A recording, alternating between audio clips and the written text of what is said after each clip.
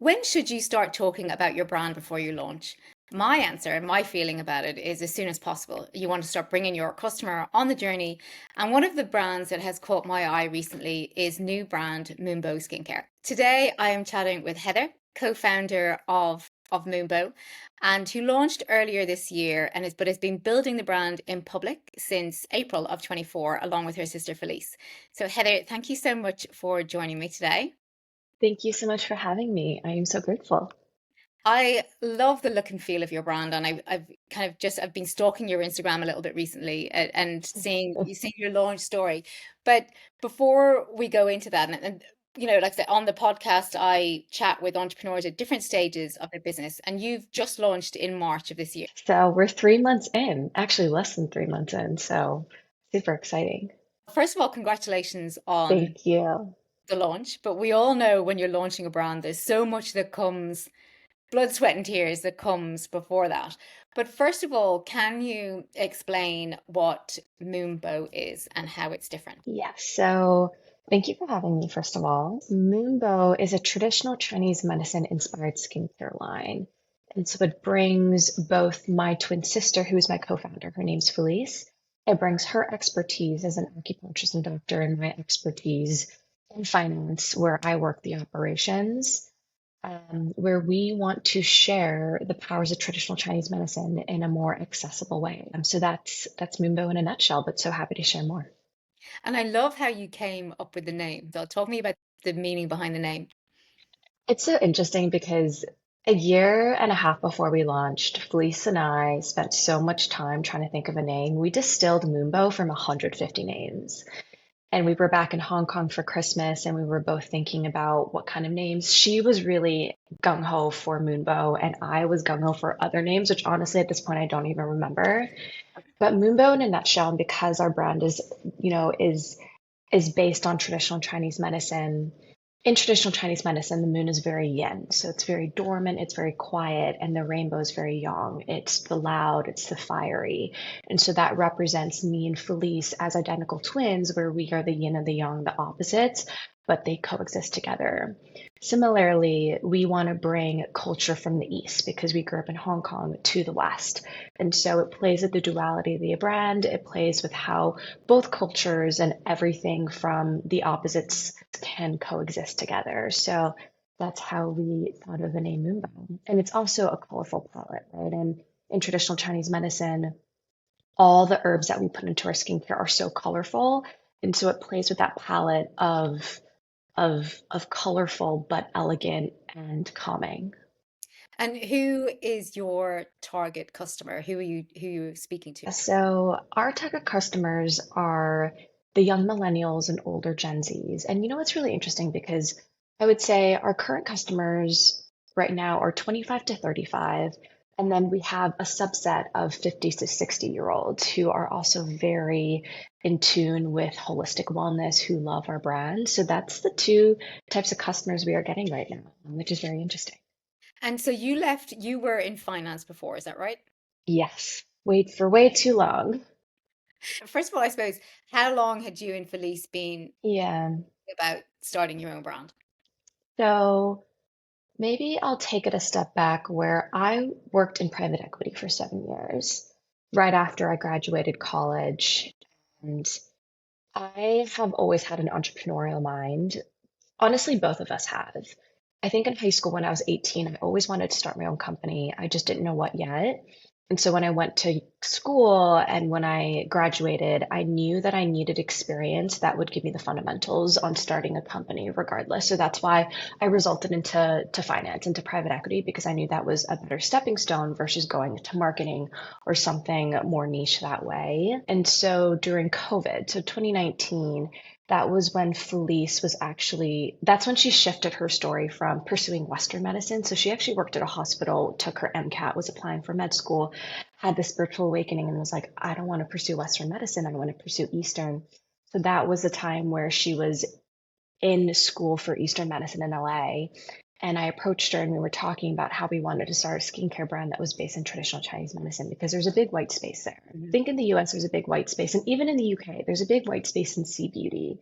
And I think there's a big white space with a multitude of reasons, but number one, it's really hard to understand. So education is very, very big into the core of traditional Chinese medicine. And so when we were thinking about this business in 2019, she was like, I am not ready. I need to get my doctorates. And at that time, I was still learning the fundamentals of how to start a business. And so 4 years go by, September 2023, I'm in that journey of private equity where I was burnt out, I was unhappy, I was so unfulfilled. And during that journey, also, I went through a myriad of health issues, especially gut issues. And so I turned back to Felice to give me solutions from a traditional Chinese medicine perspective. And now I'm healed, right? And it's a long process. And she also dealt with debilitating acne issues. And both of us resulted to traditional Chinese medicine as a form of healing. So with this whole journey, like Moonbow wouldn't have existed. So September 2023, I called her up again and I was like, now is the time. We need to do it. And so, after a year and a half of pre launch, of finding a contract manufacturer, finding a designer, positioning our brand is finally live. So, that's a very long gist of Moonbows. With the testing, the market, and the research that you did into it, can Yeah. you talk me a little bit about that? And I know that you said there was a white space for it, but how did you know what gave you the confidence to launch it and be like, yeah, this is the right brand. This is the right kind of thing we need to go for. Yeah, that's a very good question. I think in September of 2023, that's when I spent the first 4 or 5 months doing a lot of research. And that's from consumer research and talking to people about what problem they're trying to solve, trying to understand if there is a need for traditional Chinese medicine skincare, and trying to identify that problem. And we spoke to hundreds of consumers. We sent out a lot of, questionnaires for them to fill out, but it also involved me looking on Google and understanding and reading a lot of articles on Beauty Independent and Beauty Matter and all these articles on, okay, is there an opportunity for Chinese skincare in the US? And so the ultimate decision is that there was a wave of K beauty, there's a wave of J beauty, and also a wave of Ayurvedic beauty. And so we believe that C beauty is on the rise of existence and curiosity, especially with traditional Chinese medicine acupuncturists just, entering the US market where it has grown exponentially. And so, based on this market research, we know that there is a need and an interest for traditional Chinese medicine skincare. And so, that's how we identified the white space. And the problem that we're also trying to solve is that a lot of Gen Zs and millennials are extremely overwhelmed and stressed. And so we want to introduce a solution of a holistic wellness where a lot of Western consumers are looking for quick fixes, but in the end, they need to realize that these quick fixes aren't going to fix you long term. It's going to take a lot of patience and time. So if you're willing to take that approach, then there will be a long-term solution because that worked for both my sister and I. So that was a market research we did in the beginning before even thinking about starting. In terms of the funding and the finances to start, because obviously there's a lot of testing that you need to do with the product, exploratory work with that, with the formulations. Was that? Did you self-fund that? Did you pitch for funding? We actually are self-funding our business from all the years in private equity. I saved up, and my sister, Felice, also has an acupuncture studio in LA. So we are using our own finances to really push Moonbow to life, but eventually we're going to have to fundraise. And to be candid, to be able to start a beauty business, you need at least $200,000 in savings just to push a business forward. And if you have that amount of money, you can spend money on not just, research, but mostly on the R&D, right? Paying for the minimum order quantities that your contract manufacturer is asking you to do, budgeting for some of the freelancers and contractors you're hiring, especially the brand designers, and then a chunk of it into marketing, right? And then how to really push the business post-launch. And so I always like to tell people that you need at least enough runway to be able to last you 12 months. And then from then, obviously, Felice and I are going to put in a little bit more capital, and we hope to self-fund until we sign a big purchase order for retail. And we're hoping that will be in a year and a half, but we also don't want to go into retail too early, Yeah. because if you don't have that fundamental and you don't have the consumer base, you're going to jump into retail so quickly. They're going to make you sign a PO that's $250,000. If you don't sell through your products, they're going to kick you out. So we really want to build Moonbow thoughtfully from a D2C platform first before jumping into major retail. I loved how you have approached your social media and have been taking your consumers and your community on the journey. Before you started doing this, would you have been quite a private person? Because you're both quite visible, you're both very Yeah. social media.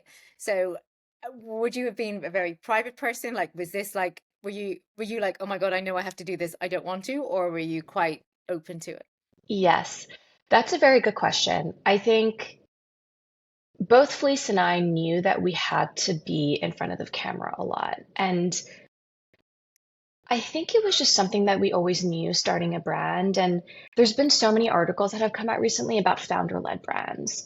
People aren't going to follow a brand, people will follow people. And that's when we realized, okay, we need to start building this brand live. And so we launched in March of 2025. We started posting content in April of 2024.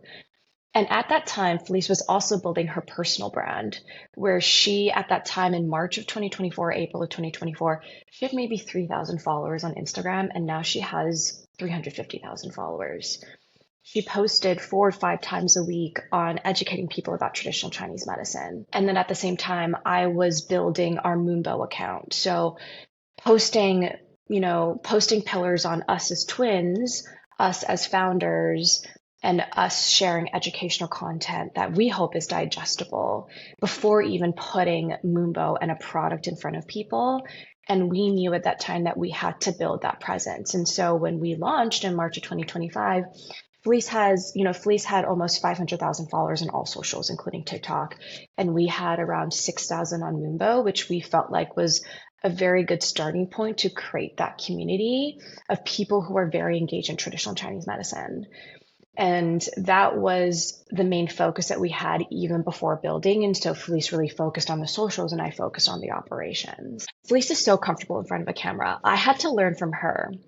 I remember when we first started filming content together as twins on Moonbow, I messed up so much in front of the camera that at a certain point she got so frustrated with me and she was like, Heather, just like speak. If you mess up, I will edit it out, but you just need to start being comfortable. And I think it took me a month or two to be comfortable speaking in front of a camera, but it takes practice, right? And now it's the norm where we edit videos every single day on CapCut. We take videos every single day, and now it's the norm of what our job titles are supposed to be. All the hats that you need to wear as founders. And were you collecting email addresses from the beginning as well, or did that come later? We tried, we really tried. And I think we collected it from Felice's platform where we created ebooks that related to skincare. And she definitely monetized on Instagram where, you say, sign up and get this free ebook. And so we got, a couple thousand before we launched. I feel like we should have done better about it as well, on coming soon and really revamping our website, and doing a lot more email pushes and CTAs. So I think we could have done a better job, but I also think it's still not too late. We're still an indie brand and there's so many different ways to create this email to create an email list, and I think that's very, very important for a brand. You have built a community in quite a short space of time. What is really resonating with your community that you think they're buying into you both as founders and as the brand? I think they're resonating with two things. They're resonating with Felice as being an expert doctor.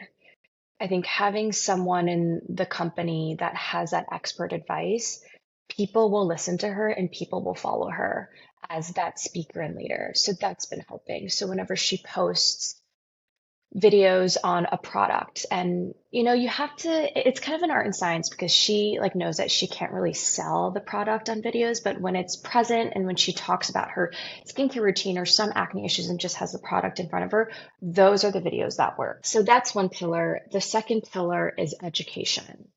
Education is really, really resonating with our consumers. Number one, because traditional Chinese medicine is so hard to digest, and Felice is so brilliant where she coined this term, but she basically pulled traditional Chinese medicine to four pillars. The first is acupuncture and acupressure points. The second is food as medicine, so eating the foods every single day that can really heal and nourish your body. And then the herbs, right? The combination of herbs that you can take to heal whatever ailment you have, and then mindfulness, because mindfulness is such a big part.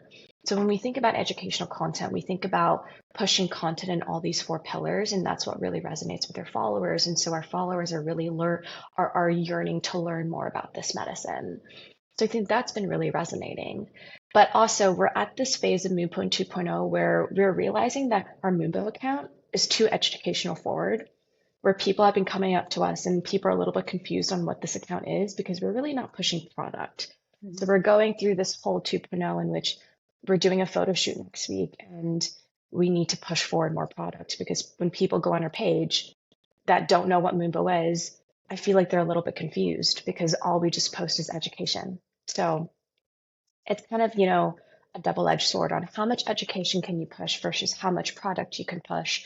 So it's really just testing out what people are really trying to figure out and how to ultimately push sales. And there's a way to sell without being really overt about the product as well, but yes, Exactly. you need to kind of, when you think of Instagram as your shop window, it's the magazine of your brand as such that when people land on it, they need to know very instantly within the first 12 frames of the first 12 posts, you've got an element of, yes, there's a bit of education there. Yes, there's a product post. Yes, there's something about you as founders, and then other things. Yeah. So when they land on it, they know this is what you're about. And talk to me about the products that you launched with. So we decided to launch with three products: a cleanser, a serum, and a moisturizer. And when we thought about what types of products to launch that resonated with traditional Chinese medicine, there are TCM. TCM is just a short for traditional Chinese medicine, but there are existing TCM skincare brands out there, and they have launched with a gua sha tool. They have launched with ingestibles. They have launched with face oils because that's really resonant to what traditional Chinese medicine is. But we wanted to think about, okay, skincare is so overwhelming. How can we make it so that it's more digestible to create a three-step simple routine that no one else needs to add to their routine? And so that was the number one decision. The number two is how to make it accessible and how to make it easy. And so that's how we thought about, okay, a cleanser just to wash the impurities away that is very hydrating, a serum that can brighten your face and that can absorb all, the goodies into your face, and then a moisturizer to bandage all of that up to help luminize your skin and help with fine lines and wrinkles. And so that's how we thought of a three-step routine, just an easy digestible routine. And when we thought about these products, Felice, as a doctor, wanted to put a blend of 5 to 8 traditional Chinese medicine herbs in all of them. And in traditional Chinese medicine, herbs aren't impactful unless you combine them together to be able to push and optimize how good they can be for your skin. And so when we thought about the products, we grew up drinking chrysanthemum tea. And chrysanthemum is so good for the body from an anti-inflammatory perspective. So after eating dim sum, we would always drink chrysanthemum tea.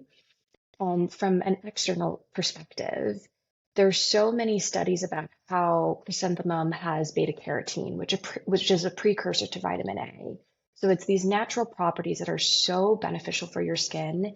And we have already seen results of consumers using all three of our products. And so we're really pushing this ritual set where it's helped with acne, it's helped with psoriasis, it's helped with inflammation. And while that was not our intent, it's actually helping people with all these skin issues, where our purpose was to just create products that are gentle but very effective with natural products. But we're also pulling in the Western goodies of hyaluronic acid and niacinamide and you name it, because we want to combine East and West. So those are our three products. And You launched March of this year. Talk to me about the build up to that launch and how you prepare to actually get the product out into the world. It's actually so interesting because when you say launch, people don't really know what that really means. It's really buttoning up three things. The first is your supply chain and your lab, just ensuring that they can produce your product in time, they can source all the ingredients and packaging in time so then they can fill and assemble it.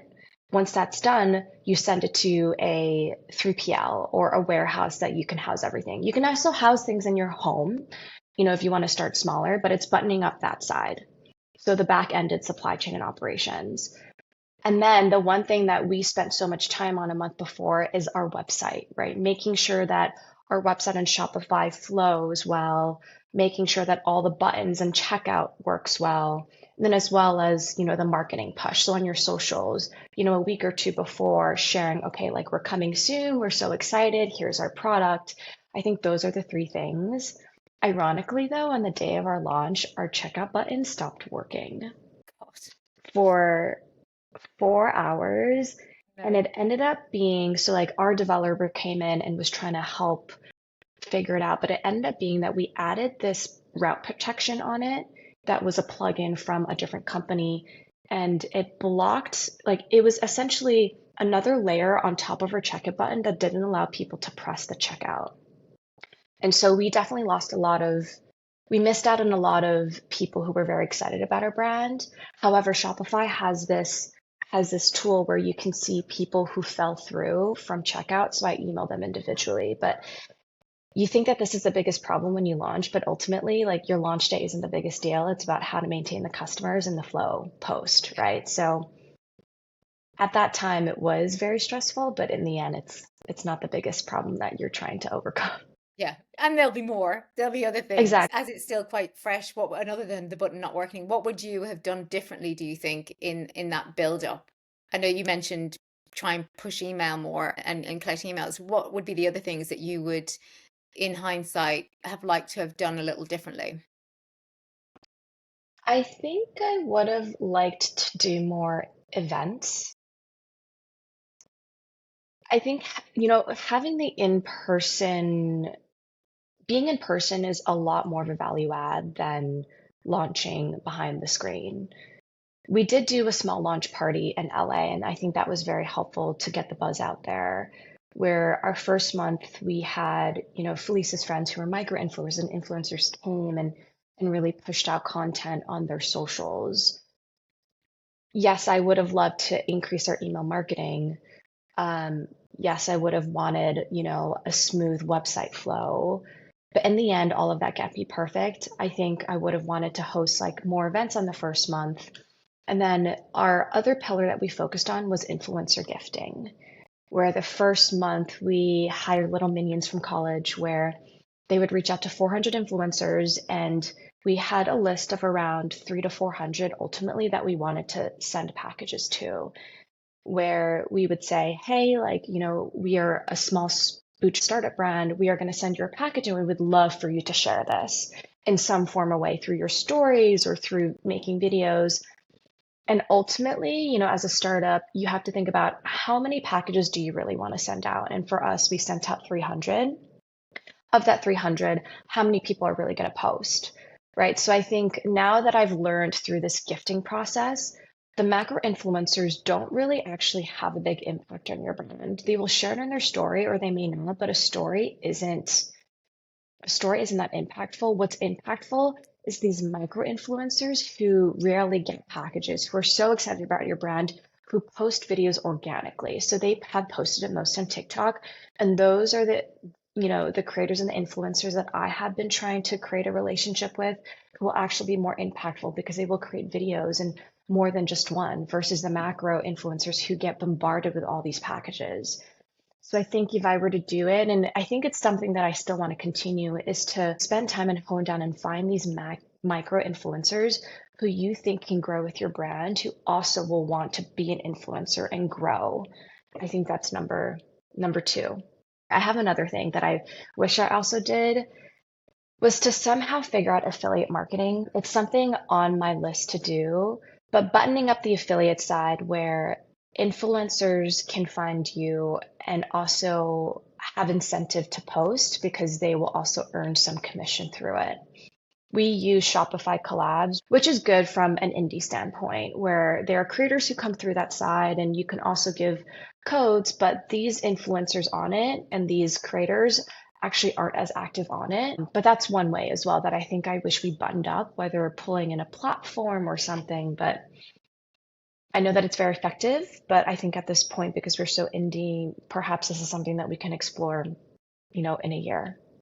And from a product point of view, your focus now honing down, selling, making sure that you're focusing on the three products that's what you get known for, or do you have more MPD planned in the Yeah. immediate, I suppose, in the immediate future?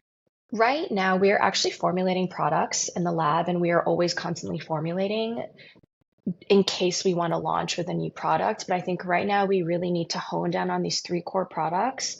And people always say, focus on your hero products, and ultimately that's more important for consumers to learn about your brand. I think with month three, what we're focusing now is revamping our website. So we're really focused on the data that we're seeing from all these plugins like Lucky Orange, Google Analytics, Shopify Analytics to understand where our users are dropping off. And so to revamp our landing page, to revamp our About Us page, to revamp our collections page, and making it so that when users find us on our website, because that's our ultimate platform, how can we convince them to stay on the page to ultimately check out?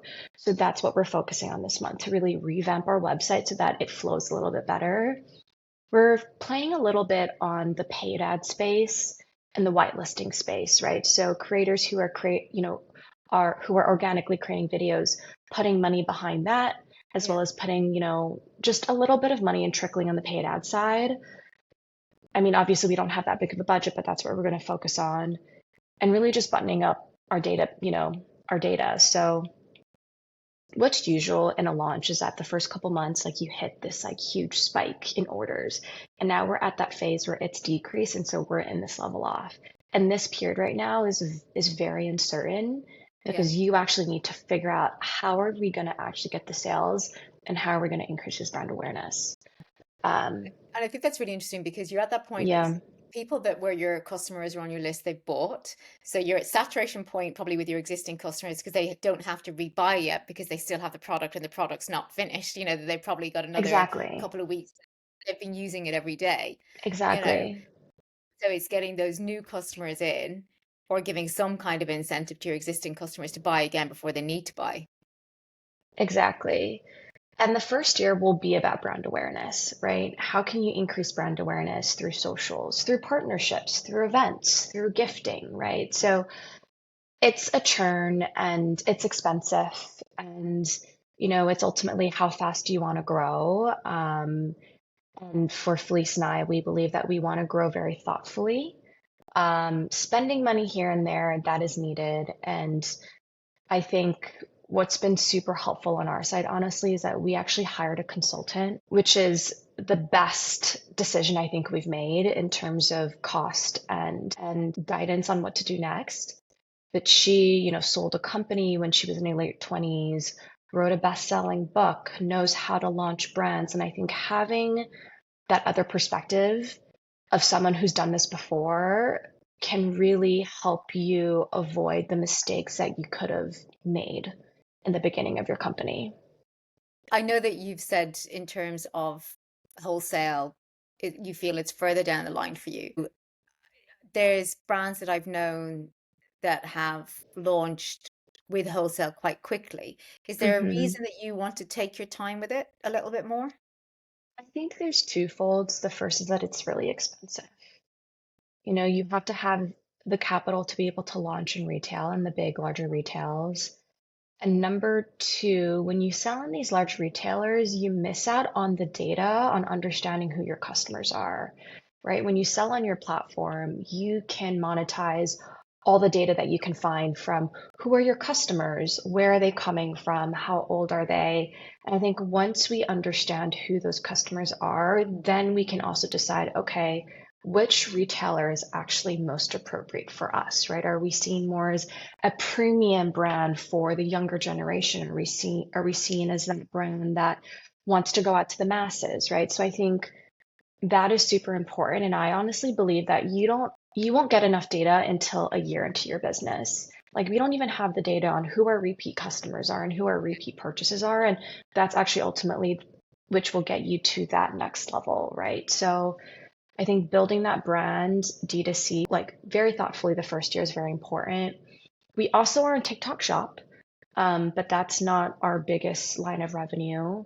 We are also targeting smaller mom and pop stores from yoga studios to acupuncture studios to help from a brand awareness standpoint and for people to purchase our products wholesale, right? And that helps from a revenue standpoint versus consumers buying one-off products. That helps with your average order value. So I think that's why we are deciding, not to sell in, retail. And there are brands who do it, and those are the brands that are either celebrity brands or have a lot of backing or, already has that consumers who are so excited. So, and also honestly, like I think it's a bit nerve-wracking. I don't think I have the skills to understand how to launch in retail. Like you need to button up your operations in 3PL, and I just don't think I have that skill set yet. And I think it's making sure that you've got the margins in place, that Yes, and looking at being able to really sell when you do go to it, that right, these are the activations that we could do, these are the promotions that we could do with you, and like you say, that you can refer back to your own data to help your proposition be stronger to that retailer that you exactly. want to land. Who would be your ideal that you would want to be in? Oh my God. I mean, honestly, like Sephora, Ulta, so crossing our fingers. But these are the big retailers, right? That will make your business institutional, right? And that would be our dream and crossing our fingers that, they see that there's a white space in C beauty and they can see that Moonbow is that C beauty brand that can introduce um, this white space to the Western world. So And yeah. and I know you're at the beginning of your journey, but what has surprised you about it so far? People have been telling me that it's always a roller coaster to start a brand. The most surprising is that no one is holding you accountable, especially as founders. You were constantly on. I remember we were in Portugal earlier this month with our family, and my sister and I were working every single day. And I remember our mom coming up to us being like, "You guys work so hard." And we were just like, "Well, we have to be on all the time because no one else will care about your business more than you." I think that's the one thing that I've realized and I've had to come to terms with that as long as I have my business, I'm going to always be on and I have to be okay with not taking full time off. And I'm okay with that. The one other thing I've come to realize is you're not going to get sales every single day. There could be days where you get an exponential amount of sales and you have to be comfortable with the uncomfortable. And it's more about the long game. And you have to be very patient. I think I kind of struggle with, I want to build my brand now. I want to scale it. Like, do I want to get VC capital now? Do I want to hire a team? Like, I want Moonbow to be that brand, but you can't do that unless you make very informed, thoughtful decisions, and you have to be very patient with growing it. So I have to remind myself that it takes time. In the UK, there's a lot of pitches that people can do. There's a lot of grants that are available and for Yes. new businesses or for maybe underrepresented communities or anything like, Yes. you know what I mean? There's quite a few. There's the same in the US or not? Yes, there's a lot of accelerators and beauty accelerators. We actually just applied to the Tower 28 Accelerator Clean Beauty School, and we just got accepted. So we're so, so, so excited for this. I think there are so many accelerators and so many opportunities to get grants from an underrepresented standpoint and from a female standpoint, and from ones that focus most on beauty. And so for ones who are starting in the space, like I highly recommend looking into it if that's where you want to, if you need the funding. I think we are very grateful that we have some savings from working a little bit in our past to be able to sustain us for a little bit before we fundraise friends and family or VC capital. But yes, definitely recommend. There are so many opportunities. And For those that are starting out, what would your advice be? In the US, what helped me was that I actually got into this Slack channel called Startup CPG. It's free to join, and so many people from all aspects are in it. That's where I found my brand designer. That's where I found my legal. That's where I found my trademark lawyer. Mhm. That's where I had all my questions answered from a person who didn't really understand like what you really needed. I really recommend for someone who wants to start a business to first figure out if they are actually solving a problem and speaking to as many customers as possible. Your customers are your friends, people who you work with, people who you can find on the street. Because if you're not solving a problem, then your product doesn't need to exist. I think that's the very first thing I would recommend. So at the moment, people can buy the product direct from the website. Are you shipping internationally yet, or is it all in the US? Unfortunately, I think from a cost perspective, we are only shipping in the US right now, but we would love, love, love to ship internationally, hopefully in year two to the UK and Canada. We're getting so many pings from all these consumers from the UK and Canada being like, please ship to me. But ultimately, because our warehouse is actually based in New Jersey, the shipping costs are so expensive. And, we want to be the type of brand that actually eats up most of the shipping costs to make it more friendly to the consumer. And so from a margin perspective, that doesn't make sense. But also from a legal perspective, like if you want to ship to Canada, you need to have the legal copy, you need to have French on your packaging and all of that. And there's one thing I wanted to ask you, and it's about your relationship as co-founders working with your sister with Fleece, and how you separate your roles, your both of your strengths, and how you work together as founders. It's so funny because so many people have asked, how is it working with your sibling? And Felice and I are identical twins. We are best friends. We shared a room for 18 years together, and then we ended up going to the same college, right? I think the best way to answer this is that working with your sibling, there is no barrier to, like, you can tell them anything, and she knows me as well as I know her. And so if we are feeling a certain way, if we are uncomfortable at something, we can always share how we think, which I think is so important to create that co-founder bond, because a big reason why startups fail is because of co-founder conflicts. And where I see my strength versus where Felice sees her strength, she is the doctor and she's the expert. And she is also the social media guru. And she has that platform of other creators and other people in the space. And so that's where she spends her time. She spends her time on the formulations. She spends her time on creating that network for Moonbow, right? She sees patients every single day, and those are our consumers. She attends so many events and creates that network that really helps push Moonbow to the next level. My experience is in finance and operations, so that's where my responsibilities are, just managing that. So it's been pretty clear where our skills are at, and when she pulls me into things that she needs help in, I try, and when I try to pull her in, it doesn't work, and that's fine. Like, Yeah. our responsibilities are in this lane, and we will keep it that way. And where is your focus for the next 6 months? I think we need to increase our sales 100%. And we need to do that by number one, recreating our website so that it flows better.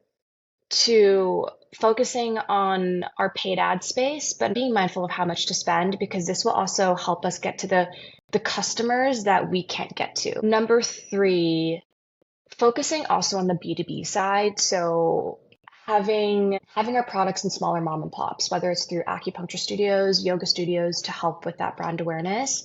And I think our next focus is also on brand partnerships. Like, we are working on brand partnerships with other, TCM companies or other companies who align with our mission, who have that following, who have existed for 10 years, because ultimately that will help us with our brand awareness and our email list. And I think the next thing that I'm already thinking about, because summer is approaching, is your Black Friday, Cyber Monday strategy. because it's not just about putting discounts, right? It's about the campaigns you want to push, what products you want to push, what assets and, videos or images you kind of want to put paid behind. Like you can't get money unless you spend money. So I think it's just trying to figure out that universe. And do you think you mentioned more about that you would have liked to have done some more events when you launched? Do you have some kind of more experiential kind of in-person events that you would like to do or collaborations, I suppose, like you're saying with other TCMs, then maybe that you would do like in-person stuff? Yeah, I always say like I want to do events, but honestly, I think we just need to be better about, okay, we need to do at least one in-person event a month. There's so much time in the day where we just need to figure out how much time we want to put into events because events also ultimately cost money, right? So are events really important right now, or how can we minimize our spend while increasing awareness? So I think one event a month would be good. So like we're hopefully doing a little partnership event in the fall with an acupuncture studio. So that's considered like one big one. We have a gifting suite at the ESPYs next month as well. So like that's very good exposure for athletes who, want to experience Moonbow. And, thankfully Felice has a studio in LA and a clinic where we can host smaller events there and just share more about traditional Chinese medicine.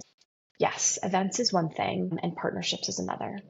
I think, not ignoring obviously the relatively low cost of social media and lives and collaborations and joint lives with something that's complementary. So you've got more online events that you can do then as well to try and leverage those audiences. One thing we definitely need to do, I think Felice and I have been always thinking about doing a TikTok live where consumers can shop and answer questions that they have.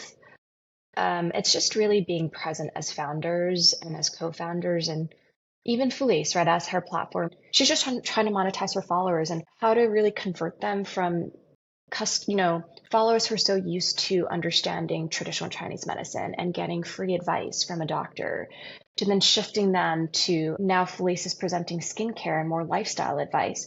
How does that really cater towards her consumers? And that takes time to train. So I think everything will take time and trial and error.